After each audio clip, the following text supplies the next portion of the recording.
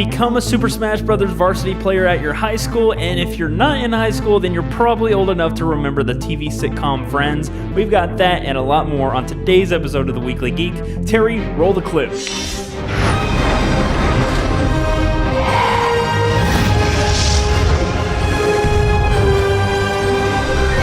Hello AAC Universe and welcome back to the Weekly Geek. I am your host Grand Admiral Joey and thank you for living life animated. If you are new here to the Animated Apparel Company YouTube channel, make sure to subscribe and hit that bell notification button. New episodes of the Weekly Geek come out every single Friday, bringing you the best geek news from the week past. For the first bit of geek news, Marvel and Sony announced Aaron Taylor Johnson to be their lead actor in the upcoming movie Kraven the Hunter. Kraven the Hunter is a Sony licensed character and the actor playing Kraven has been signed for multiple films in the Sony library, an effort for Sony to build up their Marvel and Sony characters as Marvel becomes bigger and bigger in our pop culture. The actor playing Kraven, Aaron Taylor Johnson, is famed for a number of roles, but the one that I want to specifically talk about is Wanda Maximoff's brother, Pietro, in Avengers Age of Ultron. The guy had a pretty heroic death, but super short screen time. And Marvel's pretty much going to be leaving Pietro and his actor in the grave, as the actor will be Kraven in a lot more Marvel films. Kraven's pretty unique because he's a longtime villain to Spider-Man, dating all the way back to 1964. Kraven also fought against Venom and is a member of the supervillain group called the Sinister Six,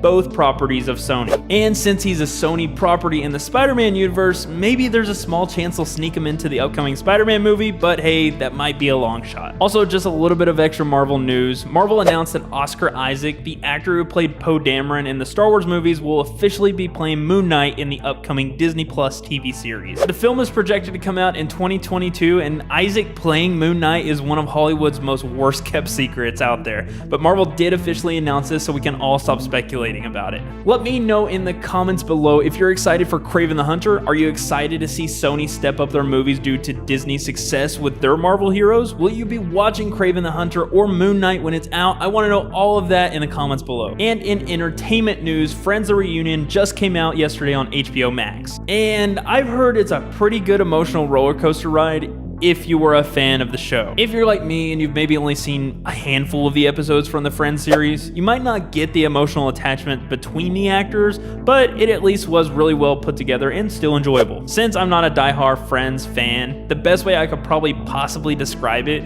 is if you've ever been to a birthday party for your friend's cousin. You might know a few people or even family members of your friend at the party just because you've been around your friend enough and you want to have a good time and all, but you don't absolutely understand why your friend's Uncle Bobby is the life of the party and why his third cousin Martha is the family outcast. You're there and you feel it all, but you're really out of place in the outsider to all the inside jokes and stories, but you're having a good time. And if that makes any kind of sense at all, then I guess you know exactly what I'm talking about. But what I'm trying to basically portray is an episode made for fans in mind, so let me know if you're gonna check it out or if you have already what you thought about it. Let's just take a quick moment to pay some bills to help keep the lights on this place, so make sure you head over to animatedapparelcompany.com right now. We've got all of your officially licensed merch from anime, comics, 90s cartoons, Marvel, DC, Star Wars, we've got it all. A link to the site is below, so make sure you check all of that awesome fully licensed merch. In last week's episode, we announced a specific product on our shop that has a higher discount code than any other store merch discount. The product was a distressed purple Batman shirt, and thank you to everyone that used the code Weekly Geek to get your item. As of today, the offer is no longer available, although you can still pick up that shirt if you absolutely want it. But don't worry, I've got another really awesome product for you to check out. This week's Weekly Geek product is a heather gray t-shirt with none other than the Friends Central Perk logo. Hang out with your friends, share some fun stories, maybe even share this video, and look great while you're doing it in your friend's shirt. Friends fanatics everywhere will be snatching up this shirt faster than Rachel when she's on that caffeine-fueled shopping spree. So go grab this shirt while it's still in stock using the offer code Weekly Geek to get 30% off. This code only works for that shirt and it's specifically for our Weekly Geek audience. It's basically a personal thank you from me and our team at AAC for helping support in this channel. And before we jump back into the news, I just want to mention that our wonderful AAC team brings you freshly served content 3 times a week for a small price of being absolutely free.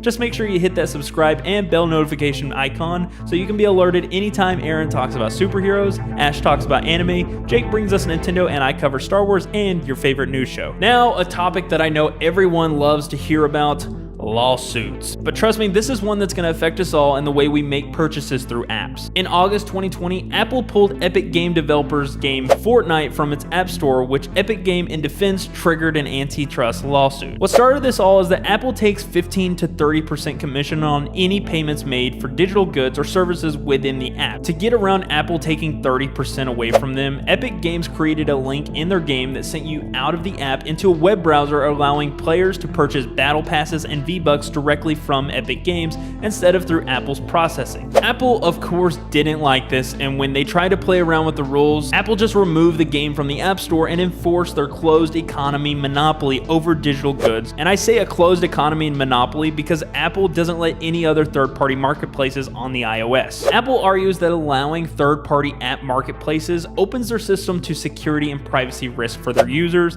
And yes, I can agree and understand these reasons for this completely, but Apple isn't invoking the same rules for everyone else like Netflix, who are given special treatment when it comes to commissions and other benefits. So the 3-week-long trial between Apple and Epic Games just came to an end this week, and a judge in California will be ruling on the decision in upcoming months. But what does that mean for us, the users of Apple, and developers like Epic Games? Well, a win for Apple means that everything pretty much stays the same on the App Store. You most likely will never even know the difference, and this lawsuit would have never affected you. But a win for Epic Games means that Apple will have to open up their app market to allow for users to purchase apps and in-app purchases on various marketplaces, not just from the App Store. So we could potentially see tons of third-party app marketplaces hit iOS. Also, a win, a loss, or even a compromise for Epic Games would be a win for them. I mean, they're basically getting a good shin kick at Apple and the $2 trillion tech giants. And just to put things in some kind of perspective for what's at stake when we talk about a 30% commission that Apple gets and Epic Games loses,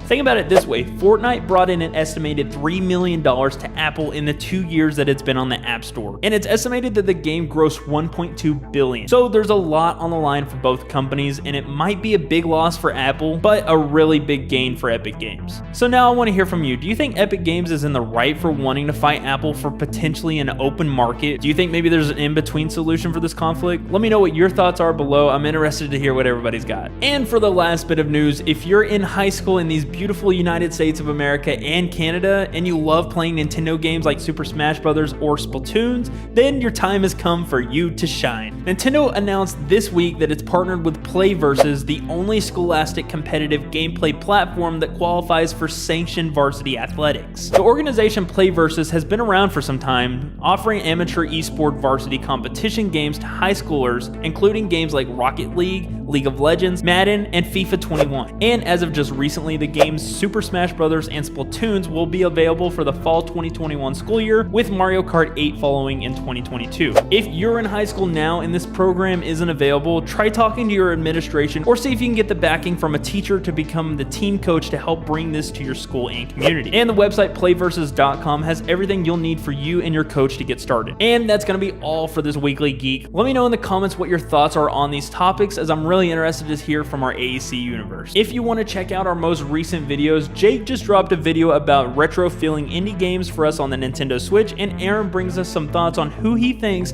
Emilia Clarke will play in the upcoming Marvel Secret Invasions. We've got all of that and a ton more, so check out those videos and subscribe. I'll see you all in the next Weekly Geek. Bye.